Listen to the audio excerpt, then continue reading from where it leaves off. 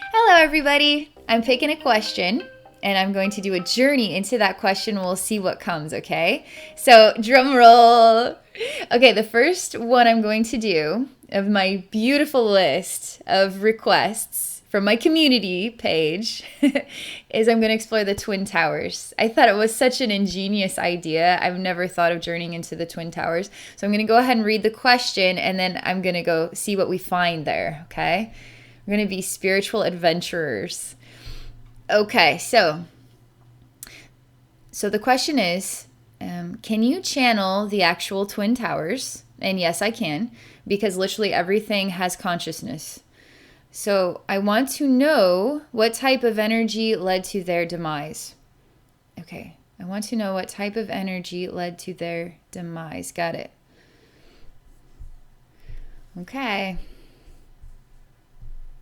Here goes nothing. All right, Twin Towers. Let's see what you're like. So it feels like I have to go to a graveyard in a way. Man, you're not going to believe this, and maybe you would believe this. I just hear screaming. I mean, there's just so much and never-ending screaming going on here. It's like I entered into a graveyard that is stuck full of screaming voices.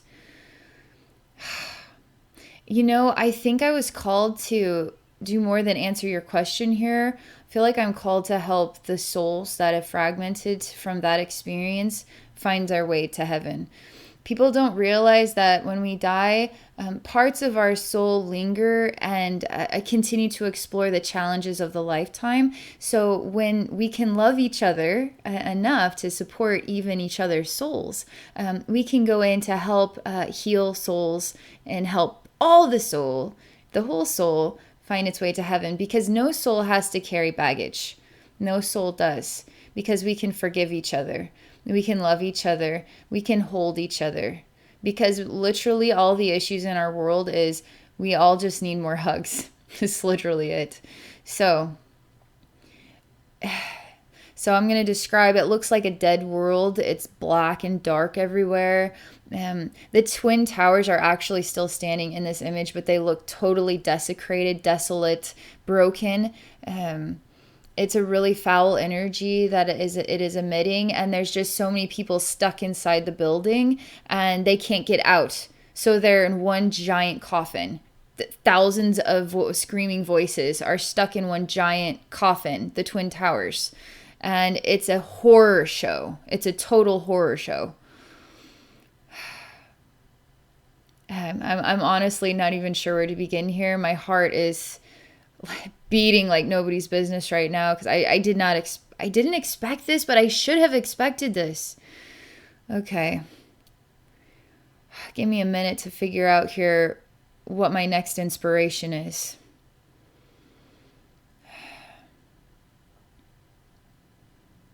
So I see that this place has a very tight orb around it, very tight, dark orb around it. And it is so tight that the love is having a hard time getting into this place. I mean, it is so tight that it's like locked like a safe. So all this energy is locked inside a safe of a safety compartment. It is all trapped inside of here. And I'm working on loosening this up because this orb doesn't need to be there. It's like an energy of protection was put around this so nobody would be able to get in. There's more reasons as to why everything is the way that it is. What actually put that protection there? There's obviously speculation that the Twin Towers was actually, wasn't an accident, let's just say. So if we're trying to cover up that it wasn't, that it wasn't an accident, then an energy barrier could be put around a space in order to make sure nobody knows anymore about it and nobody can hear the screaming anymore. And we're just going to put a damper over it because it's all over, right? And we're continuing to send the love, right? But it has to be, this whole thing has to be reconciled. I can do this on my own in the energy realm. I'm obviously trying to open this up to get the angels in here too. And then there's lots of families of these souls that are also lingering around and really wanting me to also help so that they can bring their babies home, is what it's like. Because everybody is a baby to somebody, you know? And there's a lot of like spirit family members, ancestors, you know, of the family, generations of families here, lots and lots and lots and lots of generations here in the spirit realm that are really wanting this to be cleared, really wanting to have this family of the souls of their families return. So, I mean, it's like as hard as a marble. It's like a marble. So I'm still working on dissolving this. All right, so something new is happening. And this giant marble that I'm inside of, experiencing all of this calamity, suddenly it's getting super, super small and it's in the palm of my hand. So hold on. And then I'm crushing it. And it's all this ash. It's made up of all this ash. And I'm just crushing it, and it opens the space up.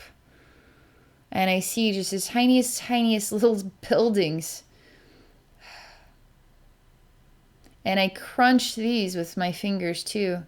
And all this spills out. All of this energy and chaos spills out from the windows and the crunched out. It just spills out.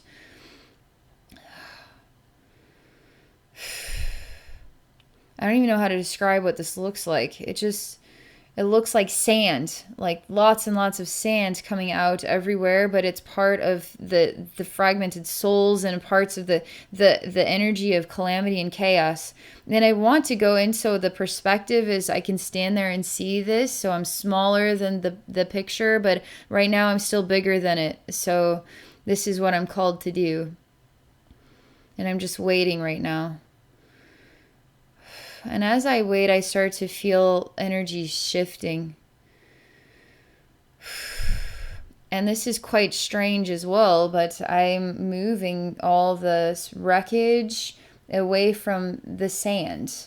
So you ever hear that, like, it's like an idea that is along the lines of, you know, each grain of sand is a soul in the universe. So if you go to a beach, you could see how truly vast the universe is. So each grain of sand on my finger, in my, you know, is all these souls. So I'm just separating the building from all the souls, which is like a pile of sand on my fingertips. So I'm just sort of looking at the sand. And when I move the sand, I notice there's a terrible glass shard that's in my finger right now.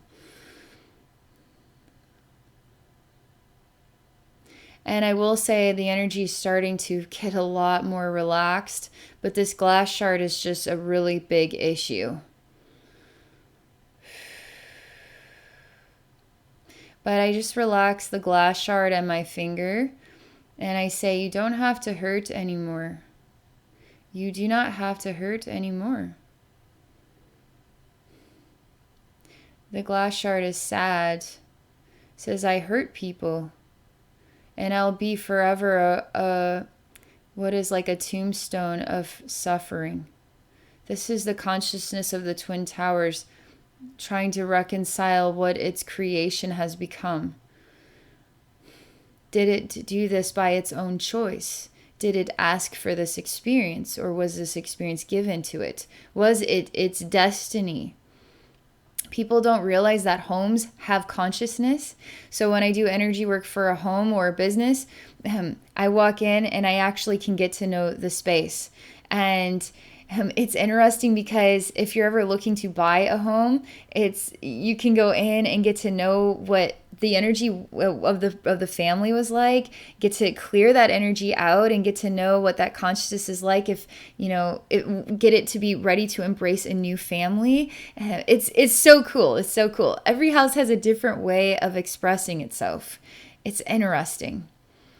So the Twin Towers feels like it has become a painful, it's like a painful reminder. And that it has been like a beacon of suffering So I actually take this consciousness and create a human body. So it's like we can talk to a body that is defined as the consciousness of the Twin Towers. It's a really kind of oversized man, and he's really kind of slumped down. And he looks like he makes a lot of pizzas. Like he would be a pizza maker. I don't know why. And he smokes, he's kind of like a downtrodden business in an alleyway with cockroaches, and he's just doing his the generations of his family's work, and he's like still making pizza even though there's nobody that really comes, and he doesn't really know what his purpose is anymore.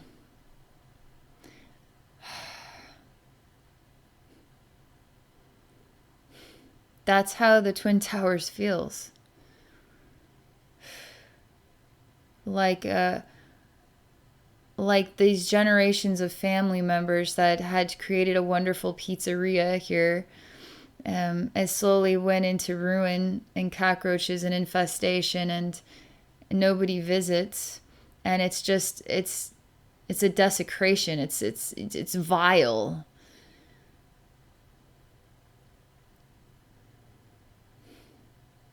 And there's a lot of sadness that the Twin Towers too is expressing. And just so you know, there's a great silence that I'm experiencing. I don't hear the screaming anymore. I don't feel the souls in pain anymore.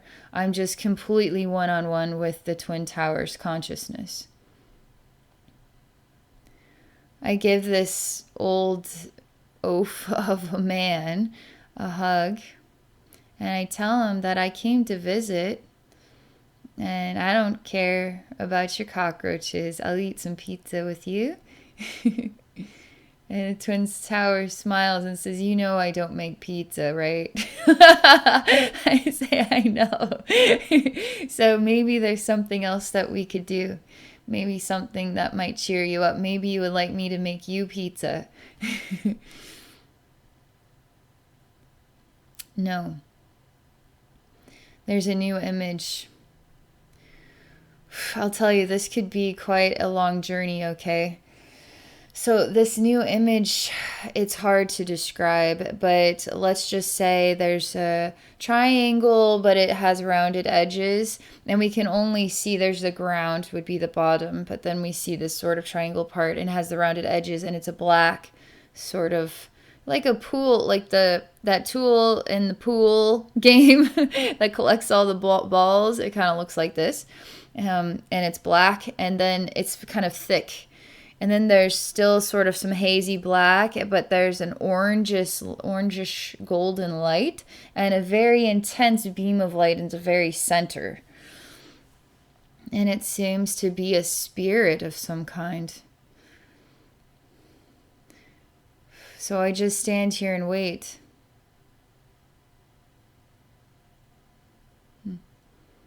This is a complex conversation. I mean, it's like a sacred geometry conversation. I mean, it's complex. I have no idea what it means yet.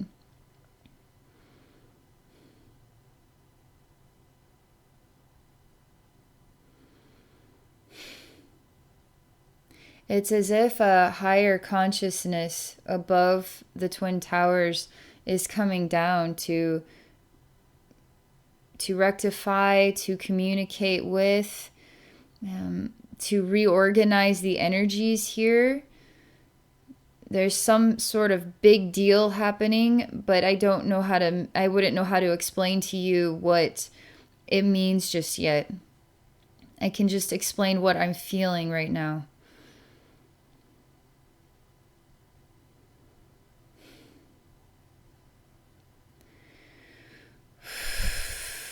It's all starting to get less dense. It's starting to get a lot more relaxed.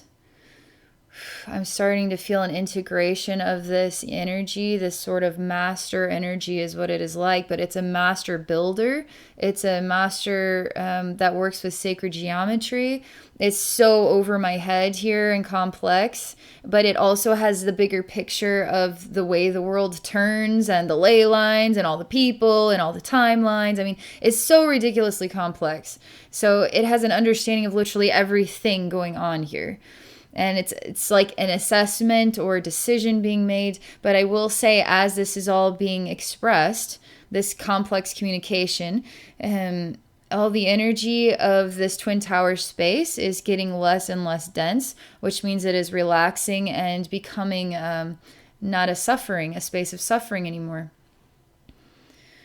And even the Twin Towers the spirit of the Twin Towers is being released to heaven because its purpose is done now. And this energy is actually taking its place. And something very special is being expressed here. Something very, very special. And it's special enough, and it's a big deal enough. I mean, imagine that an ascended master came down to a desecrated place, a huge event, and a lot of sadness for a period of time, even with all these burdened souls that were not able to be set free because of the terror of their death. Now all of that is releasing, and all of this has released, just so you know. I know there's weird transitions going on here, but this master energy is now coming down, and it is dispersing through every alleyway, through every street, through every building. A totally new sacred energy of pure love, and it's expanding out. It's so beautiful, and it's on the level of an ascended master that works with buildings and construction and sacred geometry and structure.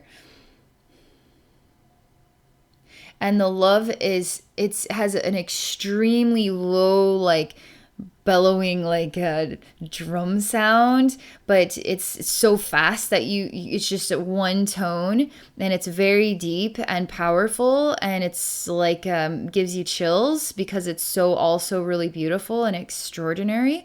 But that sound is echoing right now in a way that is pure and solid and expressed, and it's just going in every direction as though Twin Towers is an epicenter of love.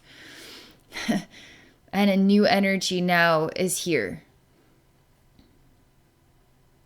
And this energy is showing me how it is going beneath the surface of the ground to heal what is beneath the Twin Towers as well. Because there's a pain that is beneath the Twin Towers too. And it's actually quite gruesome looking. It's just filled with blood is what it looks like right now. Everything above, though, it's just all been released.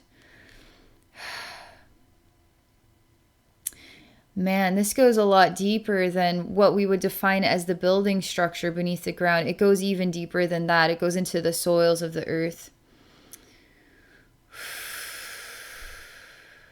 Because it's healing the part of Mother Earth. So when bad things happen, when war happens, it goes into the planet, okay? So Mother Earth processes all her love and beauty with a wound. So if a lot of blood is shed, how do you think that Mother Earth feels about that? Because it's not the blood that bothers her. It's the energy, the terror, the suffering of those beings that she is trying to help. And that energy just lingers there like a creepy patch. It's like a concentration camp.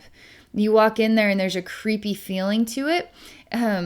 It's a stagnant terror. And you know about ley lines, right?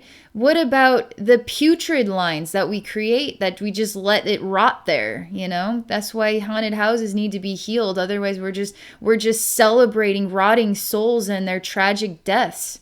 It's sad. It's actually a sad thing. Not an interesting thing. It's a sad thing. It's only interesting because we're curious about the spirit realm and we like to get scared sometimes. But if you really knew what it looks like on the energy side of things, you would cry. So now this master is purifying the earth too, okay? Because this is a very important, like an epicenter energy. And with this being healed, this is going to shift Mother Earth energy as well. It's going to help all of us. And he is saying that we see these events as tragedies, but any tragedy can be transformed into something very beautiful. He shows me on a small scale. Let's say you're married for 50 years. You're going to have memories of times when it was really hard and you were at each other's throats, or you couldn't speak to each other about certain experience, but somehow you got through it. And once you got through it, something of the love got brighter. So how the struggle can be very hard. So the tragedy that we all experienced, not just the souls who endured it, but that the whole world saw and experienced, and what happened afterwards, all this broken, shattered glass, it can mend. And when it mends, it can become 10 times stronger and 10 times more beautiful. So he shows me, because I see this a lot, that the human race, so there's been an evolution of our collective, okay? And when we go through a period of time of shattering as a collective, and we find a way to mend all of the broken pieces, we become so much stronger as a collective. We don't have to go back and do that over again, because we've already safeguarded ourselves from the vulnerability of it ever happening again, because we've already been there, done that. So we've already become stronger than that. So this is all going to become a huge blessing for the whole planet, and that we should actually pray to the souls and say thank you to them for being a part of a very difficult experience that is now going to bless the whole collective. And so the gift of their difficult experience is not in vain, so to speak, but it's actually a gift to all of us. Because that energy can now be transformed into something absolutely like a Garden of Eden energy, like a powerful healing energy for all of the human race and for Mother Earth. And we couldn't have done it without those souls that gave their life. It's a big deal. It's so honoring of those souls too. It's so honoring of them. And I actually feel that this is what I feel. So whatever happens here is whatever it happens. But that the wreckage being cleaned up, that we can move on from the tomb, so to speak, but transform it into a garden where everybody plants flowers in honor of the souls and their gift to all of us, of their experience for the collective, and the energies that could be transformed in something more beautiful. And the garden here is going to create an energy ripple that is going to encourage even more beautiful inspirations. It's a big deal. That's what it feels like to me. This is how I'm translating a vision as best as I can that he's expressing. Something beautiful is going to happen with this space, but it's not just going to be this space because it's going to be like a flower that perfumes the air, but the perfume just keeps on going. It just keeps on going. He starts to become very bright.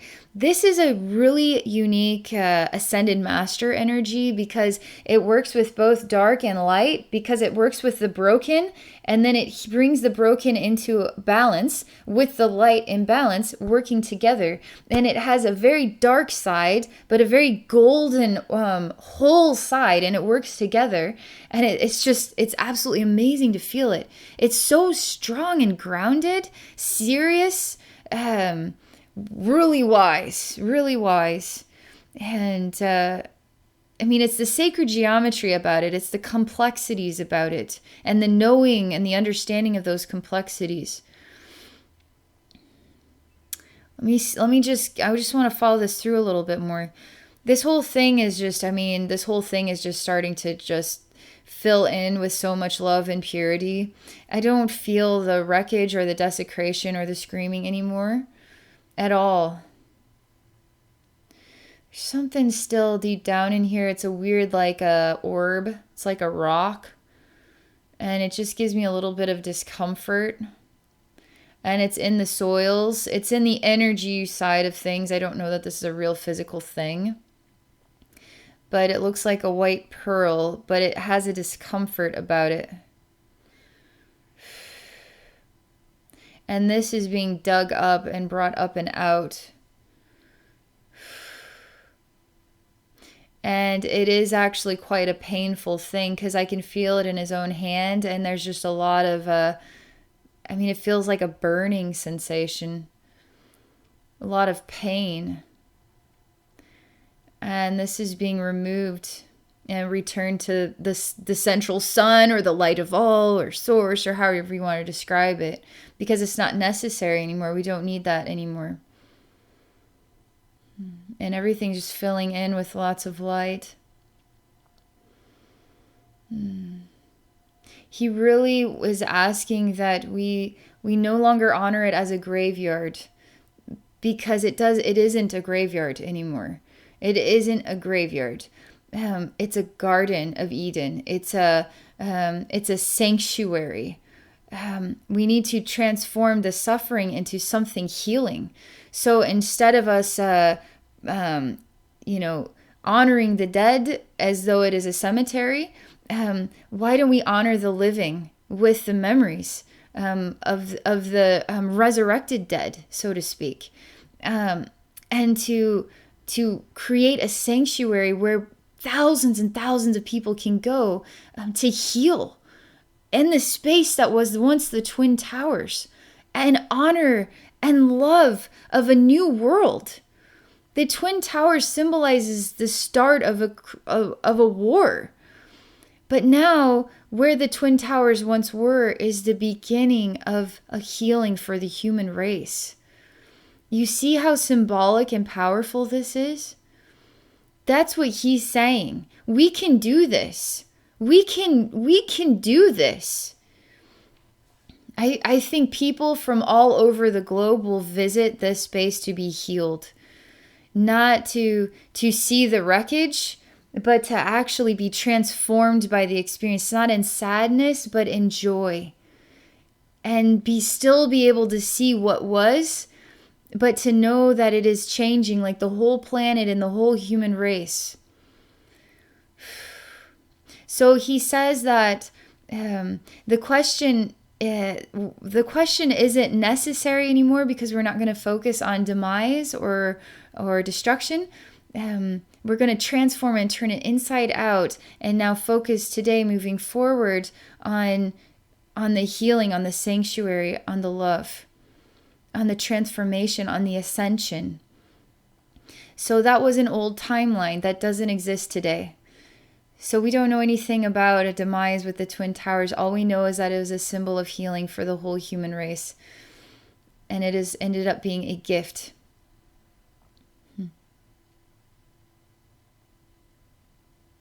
He says that we need to really take a look at all the desecrated places across the planet and start to work together to transform them into a healing sanctuary, to honor all of the souls that went through those experiences. So the concentration camp, we go there to be in sorrow of what had happened, and we want to remember how bad it really was. But what if we don't need to anymore? What if we honor it as this had once existed, but we're going to transform it into a gift of love and healing for the whole human race? Because we don't have to see World War II, for instance, as a terrible event anymore and continue to put our energy into the horrors of it. But we can put our energies into allowing it to be a gift to transform the human race, so we can move on from war and move into holding hands across the globe, a total love. So the concentration camps can now be healing sanctuaries as an honor for all the souls that were there in those experiences. Can you imagine how honoring that would be to them? They don't want to be honored by people crying in their gravesite. It continues to flourish the same energies that those souls are connected to. If we could transform it into something beautiful, those souls can now heal, fully heal.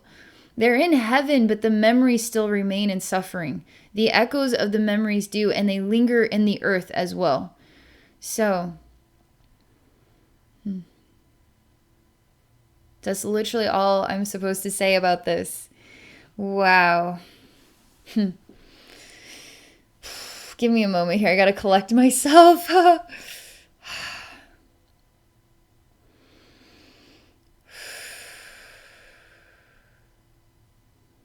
It's a really good request and really powerful experience. And that request of yours just made a huge difference for the whole planet.